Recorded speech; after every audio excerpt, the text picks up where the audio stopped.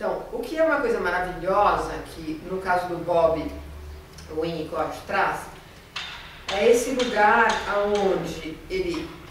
no qual ele abre a questão diagnóstica para fazer observação. Ele é um grande pesquisador. A criança, o Bob, vem com o diagnóstico de retardo mental. E a psiquiatra da mãe desconfia, encaminha para o Winnicott. Será que esse diagnóstico está certo? E o Winnicott vai sustentar e vai olhando e vai fazer outro diagnóstico, né, de esquizofrenia infantil com tendência à recuperação espontânea. Isso eu acho que a gente está muito perto da guerra, que é acreditar no potencial de cura do paciente. Questionar o diagnóstico, não carimbar o paciente, não fazer diagnósticos fechados, porque o humano está sempre em transformação. Então é esse acreditar no potencial de transformação, né, do paciente, não fechar o diagnóstico, né, abrir todos os nossos canais de observação, né, ele não fecha o diagnóstico e ele, em uma sessão, aposta nessa transformação, ele também tem esperança, né? A esperança não é só do paciente, a esperança é nossa de poder acreditar no potencial dessa relação, no potencial transferencial e no espaço transicional e no espaço intermediário, que é o espaço de cura, que é o espaço de sonho. É lindo também quando o Winnicott atende um caso e ele diz, eu me sinto junto com o paciente dentro do inconsciente dele. Olha que lugar delicado que nós transitamos, né? Por isso o cuidado na atuação, a gente vai ser projetado para o paciente como um bom objeto ou como um mau objeto. Então o nosso trânsito dentro do inconsciente do paciente, no espaço do setting, tem que ser muito cuidadoso para não machucar de novo o paciente. Para consolo nosso, o Winnicott diz que o lugar da falha é o melhor lugar para você fazer reparação, né? Então a gente está atento para ser cuidadoso e quando a gente erra é o lugar da falha, é o lugar da reparação ambiental, que às vezes são pequenos gestos, como entregar um cobertor, né? E aí a gente fala, a Gerda diz, o pouco é muito, né? E a gente só vai concluir o efeito da nossa atuação no decorrer do processo terapêutico, né? Na evolução dele. Nessa linha do pouco é muito, o Winnicott fala sobre a questão dele, ele diz, eu doso a minha presença para o paciente, né? Acho lindo isso. É dosar, nem de mais, nem de menos, nem invadir, nem privar. É um acerto do timing da mãe, metaforicamente, da quantidade de leite que o bebê precisa, da quantidade de contato que a pessoa precisa.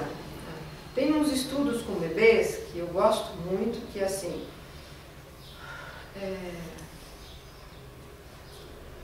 pediram para a mãe, várias mães, com seus bebês, ficar conversando com o bebê. Oi filhinho, tudo bem? E a pesquisa mostra que o bebê suporta 20 segundos de contato e depois ele precisa de pausa. Isso tudo filmado. Se a mãe continua, gente, isso é padrão. O bebê fecha os olhos para se proteger da fala da mãe. Ela continua. Ele põe o rosto para o lado. Num terceiro momento, ele estende o pescoço. Num quarto momento, ele se protege. E se ela continua, ele colapsa e desiste. Então, e curiosamente, os bebês responderam na mesma sequência. Esse foi um trabalho apresentado pelo Maurício Stupidia no Congresso aqui no Brasil em 2005, um Congresso Internacional de Terapias Corporais. Num outro momento, um trabalho, não sei exatamente por quem foi filmado, mas Jerome Lee estava presente e fizeram o oposto, a mãe que privava de contato, still face. Então o bebê começa fazer gracinha para a mãe. E a mãe com aquela cara prepara. paralisada. Num segundo momento, o bebê começa, ele vai aumentando e ele começa a gritar, ele começa a berrar. E depois, num outro momento, ele também colapsa.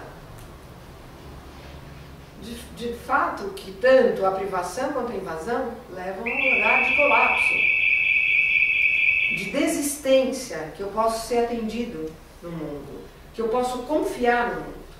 Então, isso, o Bowlby falou muito sobre o apego, sobre ambiente confiável, né, base para um desenvolvimento da personalidade. O Winnicott fala bastante, muitos autores falam muito sobre essa questão da confiabilidade ambiental.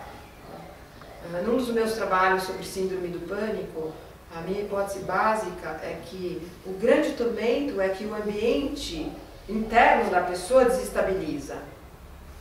É tudo fora de hora e a pessoa não faz uma conexão. Então ela começa assim, foi porque eu levantei que o coração bateu mais forte. Não, foi porque eu bebi água. Então, assim, o transtorno de não saber o que desencadeia o mal-estar e não está no mundo externo, né? São pequenos episódios, né, que desencadeiam grandes reações. Então a pessoa vai crescendo o nível de angústia, né, e uma taquicardia é interpretada como um ataque fulminante e a chegada da morte. Então essa pessoa está vivendo um estado horroroso de instabilidade ambiental interna. É um ambiente interno que se desorganizou. E nesses trabalhos, a gente na biodinâmica, como trabalha muito com o sistema vegetativo, né, eu trabalho muito no não verbal, né, vou também deixando na demanda, sempre na demanda do paciente, escuto muito, acolho muito, e a massagem vai ajudando esse lugar de autorregulação, porque a pessoa entra num estado de hiperfuncionamento do sistema simpático.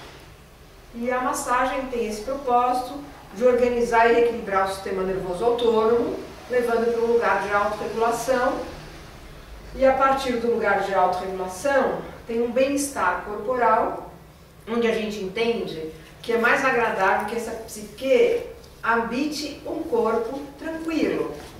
Né? Tanto a paciente que tem este ombro, que lhe causa dor o tempo inteiro, quando eu faço uma massagem e ela dissolveu a contratura, pode elaborar via corpo.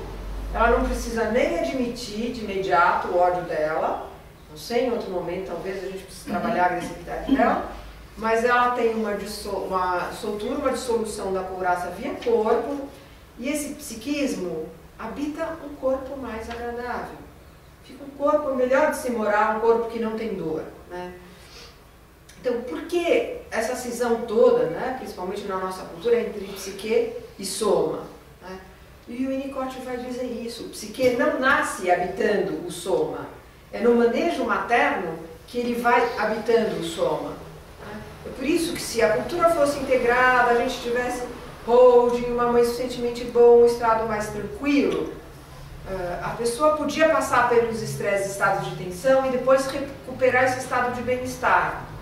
Mas a gente tem uma cultura onde o psiquismo é sobrecarregado e na nossa sociedade então virtual nós estamos vivendo na mente.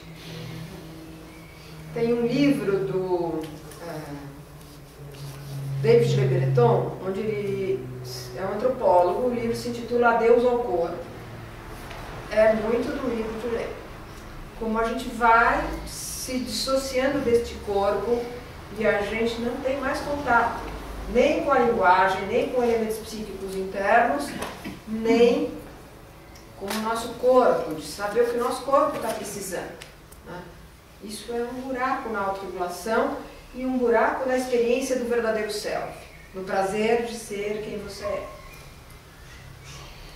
Então, assim, este nosso trabalho vai procurar resgatar esse lugar de bem-estar no corpo. No momento seguinte, a aquisição humana, a linguagem, o simbolismo, e poder expressar simbolicamente, né? Na hora que eu me dou conta que o mal-estar vem porque eu passei por um assalto, e aí eu vi bater um portão, aquilo me lembrou, eu posso me acalmar e dizer, não é um assalto. Quer dizer, tem um outro momento onde a linguagem é fundamental, né?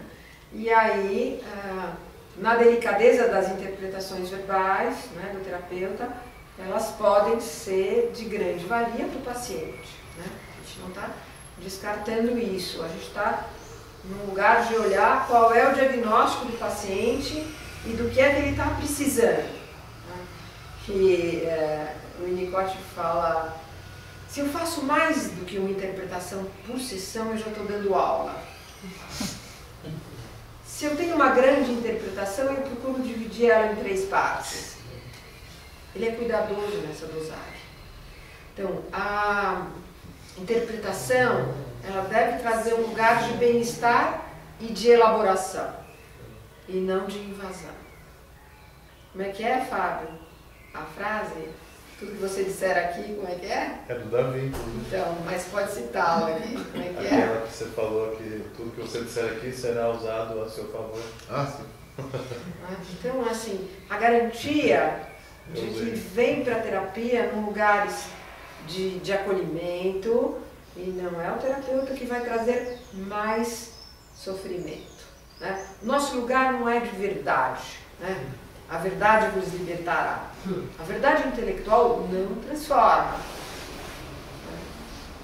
mas é uma interpretação que veicula a linguagem, que veicula simbolismo entre o terapeuta e o paciente.